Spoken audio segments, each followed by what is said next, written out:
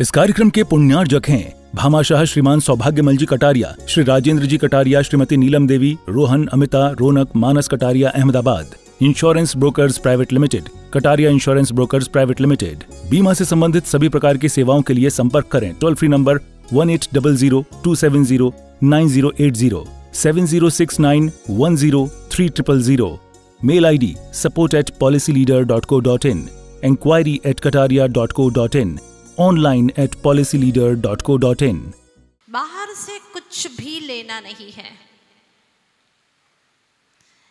इसीलिए ऋषि मनीषी कहते हैं कुछ लेना न देना मगन रहना, कुछ लेना न देना मगन रहना, निज आत्म की मुझको लगन रखना, कुछ लेना न देना मगन रहना।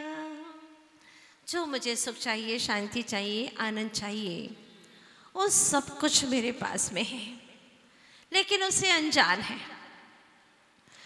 अभी आप सुन रहे थे कि श्वास में हर राज छिपा हुआ है। श्वास मूक नहीं है, वो मुखर है, हर क्षण बोलती है, बशर्ते ये है कि इसकी आवाज़ सुने। एक ऐसा साज है जो हमें परमात्मा ने दिया है, या यूँ कह दें कर्म सिद्धांत की अपेक्षा से यह हमें कर्म ने दिया है। नाम कर्म ने दिया है हमें, जिसमें श्वासोच्छ्वास भी है, शरीर भी है और शरीर की सारी संरचनाएं हैं। ये हमें नाम कर्म ने दिया है। अब हम इसका सदुपयोग किस रूप में करते हैं? कोई तो अपनी अनमोल संपदा से अनजान ही है और ताज़ जिंदगी अनजान रहता है और बाहर की झूठी जड़ संपदा को पाने के लिए पुरुषार्थ करता है। कभी आपने सोचा, लोग पूछते हैं कि क्या लेके आए थे और क्या लेके जाएंगे, यही पूछते हैं, तो आप क्या जवाब देते? कुछ लेके नहीं आए भैया, खाली हाथ आए और खाली हाथ जाना है। लेकिन हमारे ऋषि मनीषियों ने कहा है थोड़ा अंतर्दृष्टि करो तो आप पाओगे कि आप अनमोल निधि लेकर के आए हो, श्वासोच्छ्वास लेकर के आए हो तुम। वरना कितने जीव ऐसे हैं जो गर्भ में ही श्वास ही गवा चुके हैं। आए 1-1.5 महीने का हुआ जीव, डॉक्टर ने कहा कि इसकी तो धड़कन ही नहीं है, श्वास ही नहीं है, चला गया, पता ही नहीं चला, श्वास को जान भी नहीं पाया और उसकी श्वास चली गई। अनमोल है हर एक श्वास, तो श्वास से ही हम श्वास को जाने, यह व्यवहार का ज्ञान है, और ज्ञान से ज्ञान स्वरूपी आत्मा को जाने, यह परमार्थ का ज्ञान है। श्वास से श्वास को जाने, लेकिन करते क्या है? जब आपने जन्म लिया था तब श्वास को लेकर के आए थे, नाम लेकर के आए थे क्या? नाम तो बाद में मिला ना, श्वास लेकर के आए थे जब हमने जन्म लिया था। माँ के गर्भ में आए थे तब से हम श्वास लेकर के आए, श्वासोच्छ्वास लेकर के आए, और उसी के बल पर अंदर ही अंदर बढ़ते रहे। 9 माह के हो गए, बाहर आए, नाम नहीं था हमारा, न गर्भ में नाम था, और बाहर आए तब भी हमारा नाम नहीं था। लेकिन कुछ दिनों के बाद में रिश्तेदारों ने या गुरु के माध्यम से हमें नाम मिला। अब जिंदगी भर हम उस नाम के पीछे इस श्वासों को खपाते रहे, बर्बाद करते रहे। किसके पीछे? नाम के पीछे। अंत में श्वास चली गई, क्या शेष बचा? अब चाहे कोई नाम भी ले तो हमें क्या फर्क पड़ेगा? उस नाम के पीछे अनमोल श्वासों को हम खपा चुके, समाप्त कर चुके। हर श्वास में अद्भुत राज छिपा हुआ है। अभी आप सुन रहे थे, जीवन की संगिनी है श्वास। कितनी अच्छी बात कही। तुम्हारे जीवन की संगिनी तो 25-30 साल की उम्र में आती है, और कोई भरोसा नहीं है कि अंतिम श्वास तक तुम्हें साथ दे ही, अंतिम श्वास तक तुम्हारे पास में रहे ही, कोई ज़रूरी नहीं है। कई बार बीच में ही चली जाती हैं, और अंतिम श्वास में भी कई बार अकेले ही जूझते रहते हैं, दुख से तड़पते रहते हैं। वो कहाँ हमें साथ देती है। लेकिन हमारी श्वास रूपी हमारी जीवन संगिनी शाश्वत संगिनी नहीं है, लेकिन जीवन की संगिनी श्वास पहले समय से लगा करके जब से पर्याप्त होता है तब से यह श्वास चलती है और अंतिम समय तक साथ देती है। उस श्वास के प्रति तुम्हारा कोई प्यार नहीं, कोई कर्तव्य नहीं बनता। कहते हो कि हमारी जीवन संगिनी के प्रति हमारा बहुत बड़ा कर्तव्य है, दायित्व है। 7 फेरे में हमने संकल्प लिए थे कि हम इनका साथ निभाएंगे, उनके जीवन की जो इच्छाएं हैं उसको पूरी करेंगे। उस संगिनी के लिए इतना बड़ा आपने अपने जीवन का कर्तव्य अदा किया। उस जीवन संगिनी का क्या, जो पहले समय से तुम्हारा साथ दे रही है, सुख में दुख में। ये संगिनी दुख में साथ दे न दे कोई भरोसा नहीं है, तुम्हारी पीड़ाओं में साथ दे न दे कोई भरोसा नहीं है। और क्या साथ दे देगी, वेदना होगी पेट दर्द की तो आप खुद भोगेंगे। वो आपको दिलासा दे सकती है लेकिन आपके दुख को ले नहीं सकती। मगर ये श्वास, हर श्वास तुम्हारा साथ देती है। पर आपने उसके लिए क्या किया? कभी प्यार किया अपनी श्वासों से? कभी नहीं।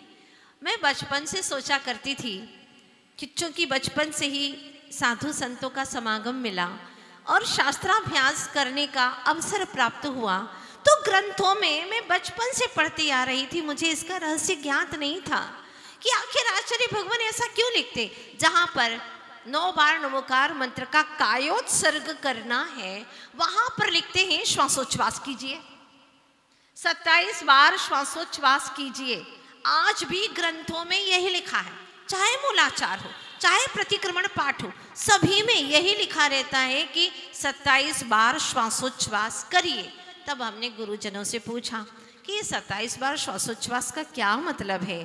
तो गुरुजनों ने बताया, आचार्य शुभचंद्र स्वामी ने बताया और मेरे गुरुवर आचार्य श्री विद्यासागर जी महाराज ने बताया कि 1 नमोकार मंत्र 3 श्वासोच्छ्वास में करना चाहिए। इसका क्या मतलब? ये इसका बहुत बड़ा अर्थ है। श्वासों में साधना महामंत्र को, और जिसने श्वासों पर महामंत्र की साधना कर ली तो आचार्य दावा करते हैं मन कभी आपका आशंकाओं से घिर जाए तब एक श्वास में 7 बार नमोकार मंत्र भाव सहित, ऐसे 7 श्वास में 49 बार लगातार भाव सहित महामंत्र को रमा ले अपने भीतर में, रोम रोम में रम जाएगा। 72,000 नाड़ियां, क्या वो ऊर्जा है, उसके अंदर वो रम जाएगी, जिसमें 3 मुख्य है, ईड़ा, पिंगला और सुषुम्ना, जो कि आप सुनने वाले हैं। यहाँ पर बहुत बड़ा राज बताने वाले हैं ये। तो जब ये 3 मुख्य हैं, हमारी श्वासें प्यार सहित महामंत्र की दिव्य ऊर्जा के साथ में जब भीतर प्रवेश करती हैं तो आचार्य कहते हैं कभी काम होते होते नहीं होता, मुंह तक ग्रास जाता है और छिन जाता है। तो ऐसे क्षणों में आप श्वासों की साज पर इस धुन को रमा दे। नमो अरहंताणम लेते वक्त, नमो सिद्धाणम छोड़ते वक्त, नमो आयर्याणम लेते वक्त, नमो उबज्झायणम छोड़ते वक्त, नमो लोए लेते वक्त, सव साहुणम छोड़ते वक्त। ऐसे 3 बार के श्वासोच्छ्वास में 1 नमोकार पूर्ण होता है। तो 9 बार नमोकार कितनी बार में? 27 बार भी पूर्ण हो जाता है। ये आचार्यों ने कहा। और आचार्य गुरुवर्ष विद्यासागर जी महाराज ने हम शिष्यों को एक बार बिठा करके बहुत अच्छी बात कही। उन्होंने कहा कि अगर तुम 1 माला श्वासोच्छ्वास से कर लेते हो, तुम्हारे हर तरह के रोग समाप्त हो जाएंगे। यहाँ तक कि कैंसर की गांठ भी हो तो भी वह गल जाएगी। इतनी शक्ति है डीप ब्रीथिंग में, उस गहरी श्वास में, साथ ही साथ महामंत्र की दिव्य ऊर्जा में। क्या मतलब है इसका? महामंत्र की ऊर्जा कैसे प्राप्त होती है, बस थोड़ी सी देर में आपसे चर्चा करूंगी, फिर कल हम चर्चा करेंगे आपसे। जब कोई व्यक्ति मर जाता है तो अपनी सारी जितनी संपत्ति है, ज़मीन है, जायदाद है, मकान है, धन दौलत है, डायमंड सेट है, गोल्ड के सेट है, वो सब साथ में लेकर के जाता है क्या? बोलो, नहीं। कुछ भी बाहरी संपत्ति साथ में लेकर के नहीं जाता, कोई प्रॉपर्टी साथ में नहीं ले जाता। लेकिन पाप पुण्य जो उसकी प्रॉपर्टी थी, उसने भावों से बांधी थी, श्वासों में जो रमाई थी, वो उसको साथ में लेकर के जाता है। वैसे ही हमारे जो तीर्थंकर भगवान, अरहंत भगवान मोक्ष चले गए। जब वो मोक्ष चले गए तो पवित्र आत्मा जो तीर्थंकर भगवान आदि हैं, वह मोक्ष में कुछ भी अपनी संपदा लेकर के तो गए नहीं। उनकी कौन सी संपदा थी? शरीर की, शरीर की पुण्य वर्गणाएं की। पाप तो था ही नहीं उनके पास में, तो ये सारी वर्गणा वो यहीं पर छोड़ करके चले गए। शरीर भी छोड़ करके चले गए, पुण्य कर्म की वर्गणाएं भी यहीं पर छोड़ करके चले गए। इसीलिए आज भी मोक्ष स्थली, निर्वाण स्थली, संतों की ध्यान स्थली पर जाते हैं तो वो वर्गणाएं हमें आकर्षित करती हैं। उन वर्गणाओं का जब हम स्पर्श करते हैं तो हम सुखद महसूस करते हैं, अपने आप को बहुत ही आनंददायी महसूस करते हैं। ऐसा क्यों? क्योंकि वो सारी वर्गणाएं वहीं पर छोड़ करके गए हैं। तो जैसे ही तीर्थंकर भगवंतों का जो तेजस और उनके पुण्यमय कारबान शरीर जो था, उसको जब यहीं छोड़ करके गए और मोक्ष चले गए, जब हम नमो अरहंताणम पढ़ते हैं, चिंतन करते हैं, ध्यान करते हैं, तो ध्यान करती वो वर्गणाएं हमारे भीतर में प्रवेश कर जाती है। नमो अरहंताणम, इतनी पुण्यमय वर्गणा हमारे भीतर में प्रवेश करती हैं। और जैसे ही हम नमो सिद्धाणम पढ़ते हैं तो भीतर के जितनी भी कलुषित वर्गणाएं थी, कर्म वर्गणाएं थी हमारे भीतर में, वो बाहर निकलना शुरू कर देती हैं। हमारे भीतर का शुद्धिकरण शुरू हो जाता है। जैसे ही हम नमो आयर्याणम पढ़ते हैं, हमारे भीतर में सम्यक आचरण की दिव्य तरंगे प्रवेश कर जाती हैं और नमो उच्चारणम पढ़ते ही इतनी दिव्य शक्तियां प्राप्त होती हैं कि हमारे भीतर का अज्ञान बाहर चला जाता है और हमारे भीतर में सद्ज्ञान की विशेष तरंगे प्रवेश करती चली जाती हैं। नमो लोए कहते ही संपूर्ण हमारे आत्म प्रदेश में, आत्मलोक में जितनी भी पवित्र वर्गणाएं जाना चाहिए, जा सकती हैं, उतनी प्रवेश कर जाती हैं। और सब साहुणम कहते ही जितनी भी कलुषित है, संकलेश परमाणु थे, संकलेश भावों के परमाणु थे, वो सारे के सारे बाहर निकल जाते हैं। एक बार भी अगर श्वासोच्छ्वास से साधना कर ले तो हमारे भीतर में इतनी पवित्रता आ जाती है।